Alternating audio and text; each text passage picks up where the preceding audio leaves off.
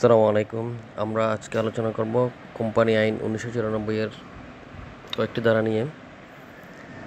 ধারাগুলোর মধ্যে আমরা ধারাগুলো বিস্তারিত পরে আলোচনা করব। আগে মেইন যে জিনিসগুলো আমাদের দরকার এই আইন থেকে সেগুলো একটু আলোচনা করি।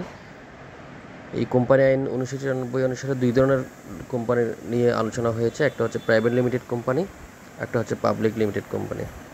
প্রাইভেট লিমিটেড কোম্পানি কোনগুলো? প্রাইভেট লিমিটেড কোম্পানি সম্পর্কে আলোচনা হয়েছে এই আইনের 2 কিউ নম্বর ধারার মধ্যে এটা আলোচনা হয়েছে, সেকশন 2 কিউ।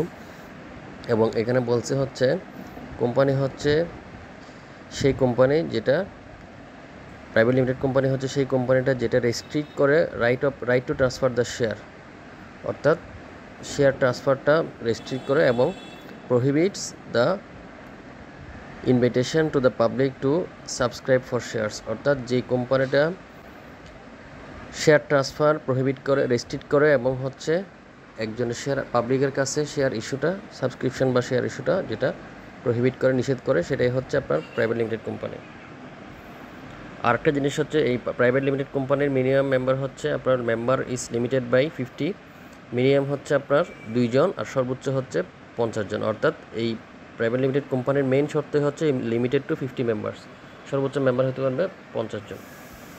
আরেকটা হচ্ছে পাবলিক লিমিটেড কোম্পানি, যেটাকে আমরা বলি পাবলিক লিমিটেড কোম্পানি হচ্ছে আপনার যেটা পাবলিকরা কি করতে পারে, ক্যান অ্যাকুয়ার অর্জন করতে পারে, ওন মানে মালিকানা নিতে পারে, sell the share of such type of company, এবং এই কোম্পানির শেয়ার সে কী করতে পারে, চাইলে সেল করতে পারে।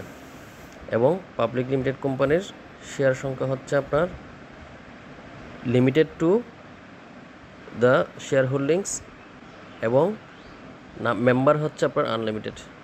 মিনিমাম মেম্বার হচ্ছে আপনার 7 জন আর সর্বোচ্চ হচ্ছে আনলিমিটেড। এখানে একটা জিনিস লেখা আছে দেখেন নিচে, company which is constituted with a minimum of 7 members and maximum to unlimited and members called shareholders where the liability is limited up to level of what he is invested, অর্থাৎ যে যতটুকু শেয়ার কিনেছে, যতগুলো share সে যে কিনেছে তার liability ওই অতটুকুর মধ্যে সীমিত। এটাকে বলা হয়েছে limited, liability is limited up to the level of share he invested. Company আইনের 2-1 ইতে 2(1)(c), 2(1)(c)তে অর্থাৎ 2(1)(c) এটা আমাদেরকে মনে রাখতে হবে। কোম্পানির ডেফিনিশন, কোম্পানির সংজ্ঞা লেখা আছে হচ্ছে 2(1)(c). এখানে কি বলছে, company means a company formed and registered under this act, অর্থাৎ এই আইন অনুসারে যেই কোম্পানি গঠিত হয় বা নিবন্ধিত হয় সেটাই হচ্ছে কোম্পানি।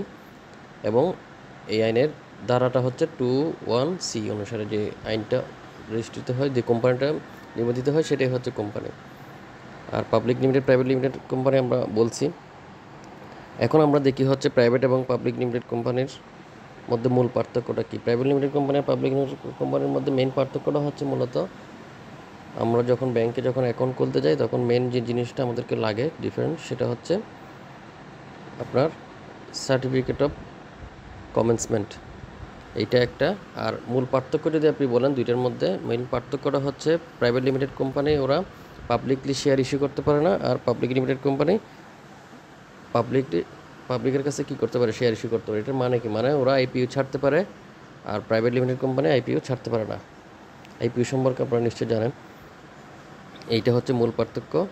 আর এখানে প্রাইভেট লিমিটেড কোম্পানিতে চাইলেই শেয়ার ট্রান্সফার করতে পারে, এবং শেয়ার ট্রান্সফার করতে গেলে প্রাইভেট লিমিটেড কোম্পানিতে হাইকোর্টের কাছে যেতে হয় না, যেটা ওরা চাইলেই আরডিএসির কাছ থেকে এই পারমিশনটা নিয়ে নিতে পারে। ওদের মেমোরেন্ডাম এবং আর্টিকেলস অফ অ্যাসোসিয়েশন ট্রান্সফার করে ওরা আরডিসির কাছ থেকে পারমিশন নিয়ে ওরা কী করতে পারে, শেয়ার ট্রান্সফার করতে পারে। আর পাবলিক লিমিটেড কোম্পানির ক্ষেত্রে হচ্ছে যেটা করতে হয়, হাইকোর্টের কাছে যেতে হয়। ওদের যে কোনো শেয়ার ট্রান্সফারের ইস্যু হলে ওরা কী করে, হাইকোর্টের কাছে গিয়ে এটা পারমিশন নিয়ে আসতে হয়। আর একটা বিষয় আমরা দেখি, মেমোরেন্ডাম এবং আর্টিকেলস অফ অ্যাসোসিয়েশন, যেটা আমরা বলি যে কোনো কোম্পানি ফর্ম করতে গেলে, লিমিটেড কোম্পানি ফর্ম করতে গেলে আমাদের কী কী লাগে, মেমোরেন্ডাম অফ এবং আর্টিকেলস অফ অ্যাসোসিয়েশন, এই দুইটা জিনিস লাগে। একটা হচ্ছে সংঘবিধি, একটা হচ্ছে সংঘ স্মারক। মেমোরেন্ডাম এবং আর্টিকেলস অফ অ্যাসোসিয়েশনের মধ্যে মূল পার্থক্যটা কি, এটা নিয়ে পরীক্ষা প্রশ্ন আসে। মেমোরেন্ডামটা হচ্ছে ব্যাংক যে কোনো কোম্পানির ফান্ডামেন্টালস ডিড, অর্থাৎ সংবিধান, যে কোম্পানি কীভাবে পরিচালিত হবে একদম মূল ভিত্তিটা আলোচনা করা হয় মেমোরেন্ডামসের মধ্যে, যেখানে কোম্পানির মূল উদ্দেশ্যগুলো অবজেক্টিভসগুলো যেখানে লেখা থাকে এবং মেইন গাইডলাইন্স বা প্রিন্সিপালসগুলো যেখানে দেওয়া থাকে সেটা হচ্ছে আপনার মেমোরেন্ডাম। আর আর্টিকেলস অফ অ্যাসোসিয়েশনের মধ্যে আলোচনা করা থাকে আপনার কোম্পানির ইন্টারনাল ম্যানেজমেন্ট কী হবে, কে সাইন করবে, ব্যাংকের থেকে লোন নেবে কীভাবে, কারা সাইন করবে, কে ব্যাংকের সিগনেচার হবে, কত টাকা পর্যন্ত লোন নিতে পারবে, কী করতে পারবে না পারবে, এগুলো সব বিষয় নিয়ে আলোচনা হয় হচ্ছে আপনার আর্টিকেলস অফ অ্যাসোসিয়েশনে। এতক্ষণ যাবত আমরা আলোচনা করেছিলাম শুধুমাত্র প্রাইভেট লিমিটেড এবং পাবলিক লিমিটেড কোম্পানি নিয়ে। এটা আমরা অনেক আগে থেকে জানাই, কিন্তু 2020 সালে যে সর্বশেষ কোম্পানি আইনের যে সংশোধনীটা হয়েছিল সেখানে একটা নতুন জিনিস এসছে, অর্থাৎ 3 ধরনের কোম্পানির কথা আমরা এখন বলি। একটা হচ্ছে প্রাইভেট লিমিটেড কোম্পানি, একটা পাবলিক লিমিটেড কোম্পানি এবং আরেকটা হচ্ছে ওপিসি বা 1% কোম্পানি। 1% কোম্পানি মানে হচ্ছে এক ব্যক্তি কোম্পানি, যেটা এই কোম্পানি আইন সংশোধনী 2020-এর সংশোধনের মধ্যে যেটা 392 নম্বর এর খ নম্বর দ্বারা যেটা আলোচনা করছে, সেখানে বলছে হচ্ছে আপনার একজন প্রাকৃতিক সত্তা বিশিষ্ট ব্যক্তি আইনানুগ যে কোনো উদ্দেশ্যে এক ব্যক্তি কোম্পানি গঠন করতে পারবেন। অর্থাৎ একজন ব্যক্তি ন্যাচারাল একজন পার্সন, উনি চাইলে 1% কোম্পানি করতে পারবে এবং করতে গেলে তাকে অন্যান্য আইনের যত রকম রেজিস্ট্রেশনের যত ফর্মালিটিস আছে সবগুলো ফর্মালিটি মেনটেন করে করতে হবে। শুধুমাত্র এখানে ডিফারেন্সটা হচ্ছে এখানে একজন ব্যক্তি এই কোম্পানিটা কী করবেন, পরিচালনা করবেন। সেক্ষেত্রে আরেকটা জিনিস এখানে বলছে কোম্পানির স্মারকে একজন চাইলে মনোনীত ব্যক্তির নাম, এখানে উনি চাইলে একজনকে নমিনেশন দিতে পারেন, একজন মনোনীত ব্যক্তিকে উনি নমিনেশন দিতে পারেন, কিন্তু শর্ত হচ্ছে ওই লিখিত আকারে ওই মনোনীত ব্যক্তির কাছ থেকে পারমিশন নিতে হয়। অর্থাৎ মনোনীত ব্যক্তি যদি পারমিশন দেন তখনই উনি চাইলে ওই ব্যক্তিকে নমিনেটেড করতে পারেন, যদি উনি মারা যান ওনার অনুপস্থিতিতে, যাতে ওই লোকটা ওই ব্যক্তি যাতে ওই মনোনীত ব্যক্তি যাতে ওনার কোম্পানির দায়ভার গ্রহণ করতে পারে। সেই জন্য এই এক ব্যক্তি কোম্পানির আপনার পরিচালক একজনই মাত্র থাকবেন, এক ব্যক্তি কোম্পানির একমাত্র শেয়ারহোল্ডার ওখানে পরিচালকই থাকবেন এবং ওনার জন্য বাধ্যবাধকতা হচ্ছে বছরে কমপক্ষে 6 মাসে একবার ওনাকে একটি এজিএম করতে হয়, যেটা আমাদের নর্মাল যে আমাদের প্রাইভেট লিমিটেড বা পাবলিক লিমিটেড কোম্পানিতে যেটা বছরে 4 বার করতে হয় আমাদেরকে 3 মাস পর পর, সেটা এখানে হচ্ছে একবার। শুধুমাত্র উনি 6 মাসে একবার অর্থাৎ বছরে 2 বার উনি কী করবেন, এজিএম করবেন।